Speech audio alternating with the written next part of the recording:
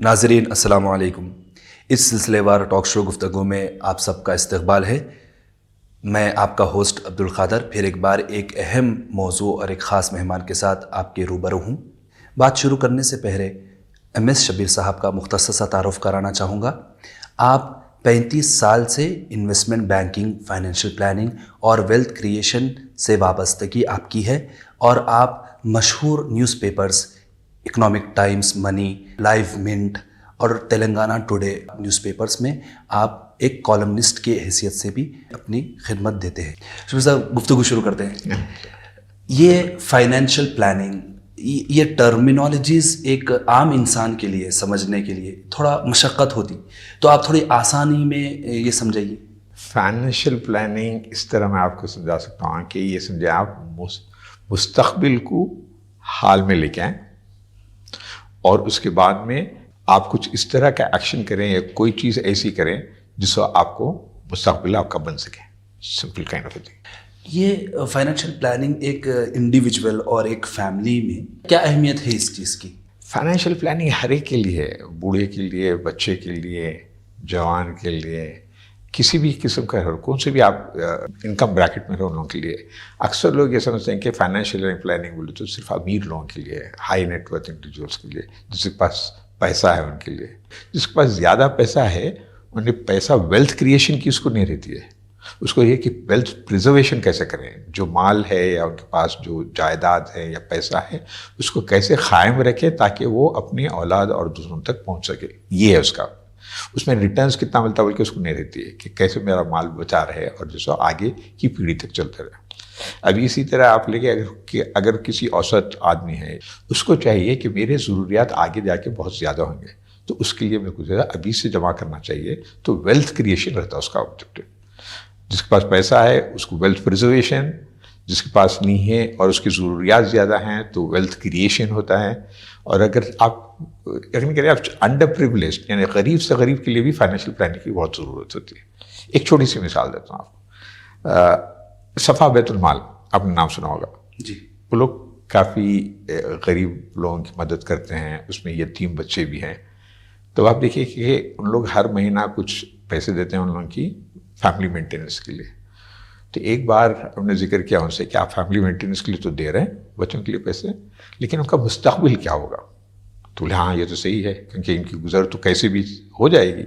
اور ان کی پیرنٹس سے پوچھے، والدہ وغیرہ سے پوچھے تو بولے ہاں مستقبل تو کیسے بھی چلے گی، آگے پتہ چل کے بتانے ہیں. اب دوسرا ایک آرگنائزیشن آیا اور کہا کہ ٹھیک ہے میں بچے جو چھوٹے ہیں 5 سال کے 6 سال کے، وہ جب 18 سال کے ہو جائیں یا لڑکیاں اگر 18 سال یا شادی کی عمر ہو جائے تو ان کے لیے ہم پیسے جمع کریں گے.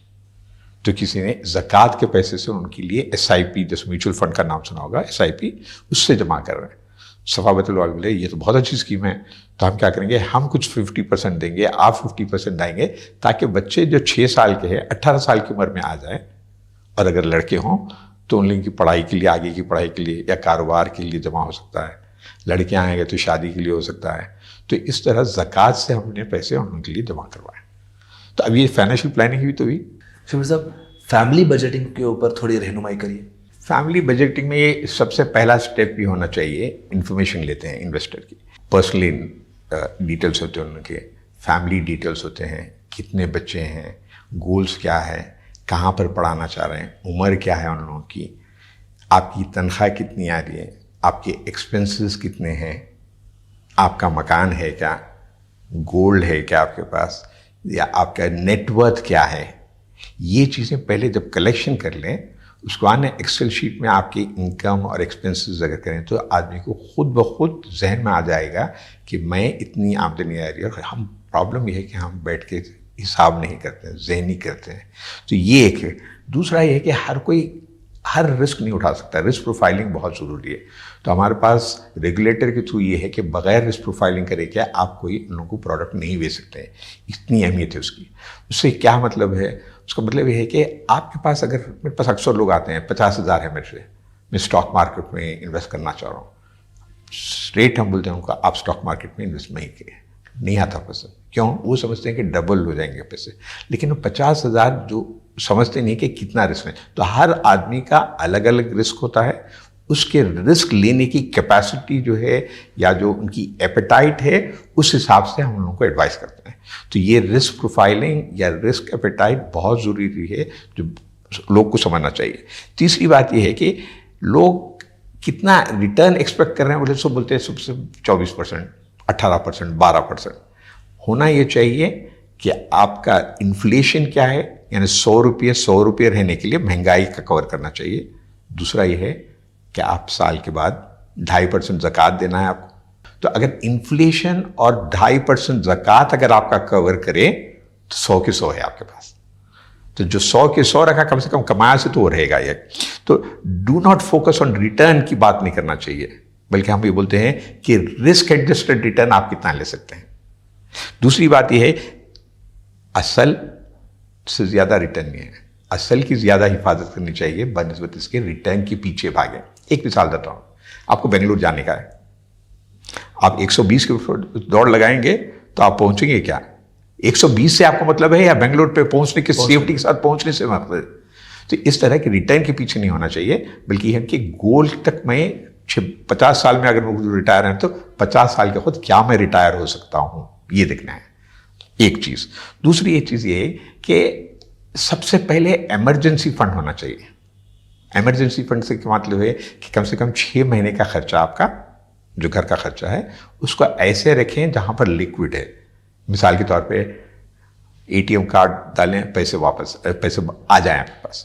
اس سے یہ ہوگا کہ آپ کی خدا نخواستہ اگر نوکری چلی گئی ہے، گھر میں بیمار ہو گئے ہیں، یا سب سے اچھی مثال کووڈ کا اگر کرتے تو کم سے کم آپ کو 6 مہینے تک بغیر کسی پریشانی کے آپ کا گھر چلا سکتے ہیں. تو ایک ایمرجنسی فنڈ ہے. دوسرا یہ ہے کہ کوئی ایسی چیز میں انویسٹ نہ کریں جہاں پر آپ کے خیالات بدلتے رہتے ہیں. ایک مثال دیتا ہوں، نئے شادی شدہ ہیں، گھر خریدنا ہے میرے کو، دبئی کو چلے گئے میاں بیوی، وہاں پر دیکھے دبئی میں گھر خرید لیں گے، تھوڑے دن کے بعد بولے آسٹریلیا نیویگیٹ ہونا ہے میرے کو.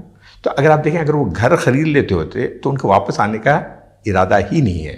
تو جب تک آپ سیٹل نہ ہو کوئی ایسا انویسٹمنٹ خاص طور سے پراپرٹی میں نہ کرے جو لیکوڈ نہیں ہے، تاکہ آپ کے خیالات اور آپ کے جیسے ایسپریشن جو ہے اس کے ساتھ چینج ہو سکے.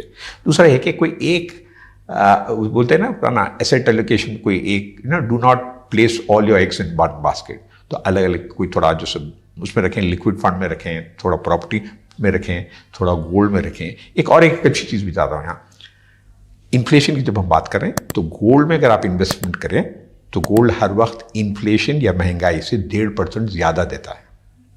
پراپرٹی میں انویسٹ کریں تو انفلیشن سے 3% زیادہ ہے. اور اگر اسٹاک مارکیٹ میں جیسے میوچل فنڈس ہے، شیئرز وغیرہ کے انفلیشن سے 7% زیادہ دیتا ہے. ناظرین، ہم یہاں پر ایک بریک لیں گے، بریک کے بعد پھر ہماری گفتگو جاری رہیں گی.